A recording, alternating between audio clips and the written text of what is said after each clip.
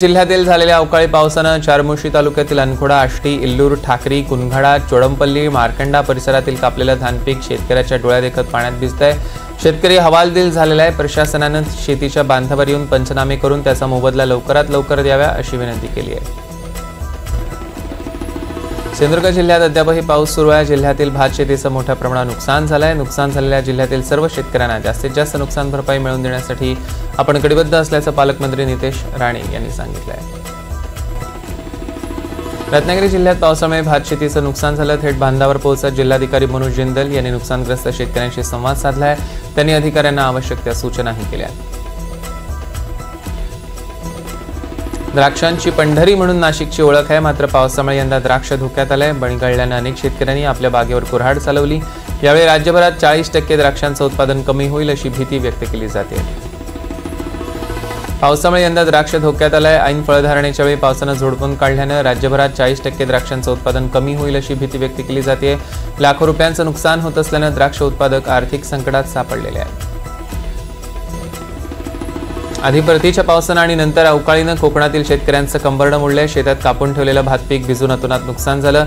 हा भिजलेला भात कोण खरेदी करणार याची चिंता शेतकऱ्यांना सतावते। भात वाळून तो खासगी व्यापाऱ्यांकडे विकण्याचा प्रयत्न शेतकरी करतात, मात्र व्यापाऱ्यांकडून भाताला कवडी मोल दर मिळतोय। नंदुरबारमधील भामलेट परिसरात गेल्या 5 दिवसांपासून सुरू असलेल्या पावसामुळे कापसाचं नुकसान झालं। शेतातील कापूस पूर्णतः भिजल्यानं काळा पडलाय। त्यामुळे शेतकऱ्यांनी लागवडीसाठी केलेला खर्चही निघणार नाहीये। पिकांचे पंचनामे करून नुकसान भरपाई द्यावी अशी मागणी नंदुरबारच्या शेतकऱ्यांनी केली आहे। वर्ध्यात सुरू असलेल्या पावसामुळे कपाशीचं नुकसान झालंय। काल सकाळपासून सुरू असलेल्या पावसानं कपाशीची बोंड भिजली। वेचणीचा कापूस ओला झालाय। कपाशीवर रोग आणि बोंडे गळण्याची भीती आहे। गडचिरोलीत पावसामुळे आरमोरी तालुक्यातील सर्व शेतकऱ्यांच्या शेतीचं मोठ्या प्रमाणात नुकसान झालंय। आरमोरी तालुक्यात सरसकट ओला दुष्काळ जाहीर करून तातडीनं पंचनामे करून नुकसान भरपाई देण्यात यावी अशी मागणी शेतकऱ्यांनी जिल्हाधिकाऱ्यांकडे निवेदनात केलेली आहे। वाशिम जिल्ह्यातील शेतकरी सध्या वन्यजीव प्राण्यांच्या उच्छेदनात त्रस्त झाले आहेत। कोवळ्या पिकावर ताव मारण्यासाठी निलगाय आणि रानडुकरांसारखे प्राणी कळपानं शेतात दाखल होत आहेत। पिकांची मोठ्या प्रमाणात नासाडी होते। वन विभागाकडून या प्राण्यांच्या बंदोबस्ताची मागणी शेतकरी वर्गाकडून जोर धरते। चाळीसगाव, भडगाव, पाचोरा तालुक्यातील गिरणा नदीच्या क्षेत्रात झालेल्या पावसामुळे कपाशी पिकाचं मोठं नुकसान झालंय। पावसामुळे कापूस भिजल्यानं कापसाच्या गुणवत्तेत घट झाली आहे। कापूस उत्पादक शेतकरी आर्थिक संकटात सापडलाय। कांद्याला दर मिळत नसल्यानं करमाळा तालुक्यातील सीताराम पोळ या शेतकऱ्याने 2 एकर कांदा पिकावर नांगर फिरवला।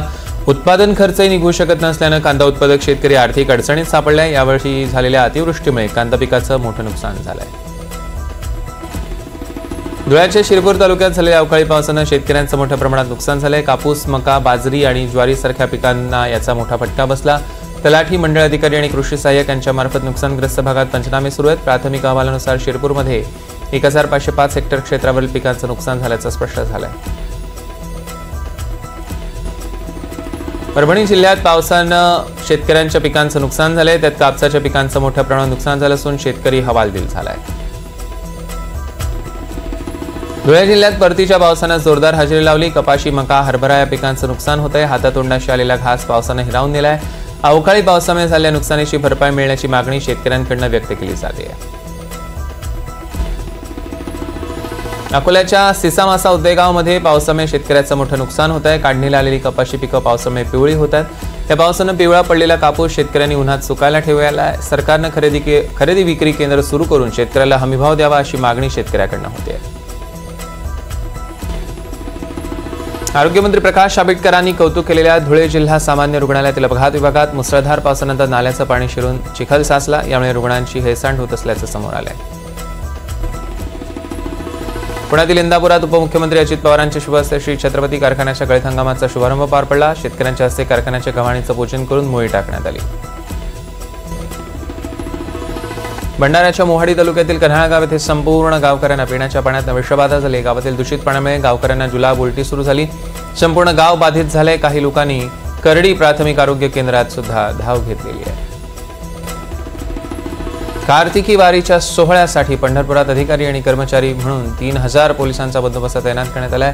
ड्रोनच्या माध्यमातून गर्दीवर नियंत्रण राखून पोलिसांनी सुरक्षेच्या दृष्टीने नियोजन केले। आषाढी वारीप्रमाणे AI तंत्रज्ञानाचा पुरेपूर वापर यंदाच्या पोलीस बंदोबस्तात होणार आहे। 2 नोव्हेंबरला कार्तिकी एकादशीचा सोहळा होणार आहे आणि त्यापूर्वीच पंढरपुरात लाखो वारकरी भक्त दाखल झालेत. विठ्ठलाच्या चरणस्पर्श दर्शन रांगेत सध्याला 40,000 भाविक आहेत, तर विठ्ठलाच्या चरणस्पर्श दर्शनासाठी 10 तासांचा कालावधी लागतोय. कार्तिकी वारीसाठी पंढरपुरात विठ्ठल मंदिरावर आकर्षक अशी विद्युत रोषणाई करण्यात आली आहे. विठ्ठल मंदिर शिखर, संत नामदेव पायरी, दर्शन मंडप यासह संत तुकाराम भवन अशा मंदिर परिसरात सर्वत्र रंगीबेरंगी विद्युत रोषणाई करण्यात आल्यानं पंढरपुरात दिवाळीनंतर कार्तिकी वारीला दिवाळी साजरी होत असल्याचा आभास वारकरी भक्तांना होतोय.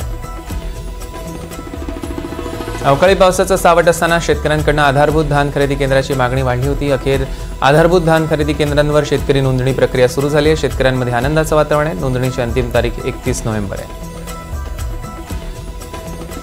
नागरिकांचं आरोग्य आणि सार्वजनिक स्वच्छतेसाठी सफाई कर्मचाऱ्यांचं योगदान खूप मोठं आहे. त्यामुळे त्यांचं आरोग्य, निवासस्थान, शिक्षण असे प्रश्न प्रशासनानं सर्वोच्च प्राधान्यानं हाताळावेत असं आवाहन महाराष्ट्र राज्य सफाई कर्मचारी आयोगाचे अध्यक्ष शेरसिंग डागोर यांनी नंदुरबारमध्ये केलं.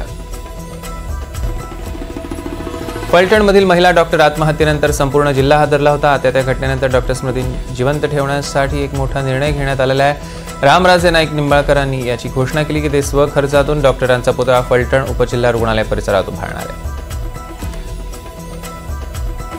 मुख्यमंत्री फडणवीसांच्या पुढाकारानं गडचिरोलीच्या अतिदुर्गम आदिवासी भागातील आरोग्य सेवेला एक नवा आयाम मिळाला आहे. सार्वजनिक आरोग्य विभाग आणि स्वयंसेवी संस्था सर्च यांच्या सहकार्यानं मोहीम राबवून आरोग्य मॉडेल तयार करण्यात आलंय. या मॉडेलमुळे थेट मोबाईल मेडिकल युनिट्स दुर्गम भागात पोहोचू लागली आहेत. पूरग्रस्त धाराशिव जिल्ह्यात तरुणांसाठी रोजगार मेळावा संपन्न झाला. 2200 अधिक उमेदवारांनी यात सहभाग घेतला. 478 उमेदवारांना तात्काळ ऑफर लेटर देण्यात आली. 503 उमेदवारांची अंतिम मुलाखतीसाठी निवड झाली.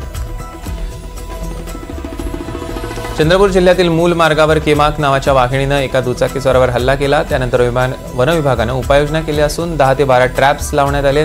तसंच केसला घाटात 1 ते 2 किलोमीटर उंच जाळ्या लावण्यात आलेल्या आहेत.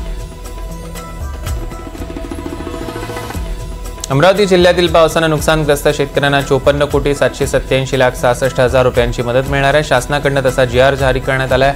त्यामुळे आमदार प्रताप अडसड यांनी सरकारचे आभार मानले आहेत.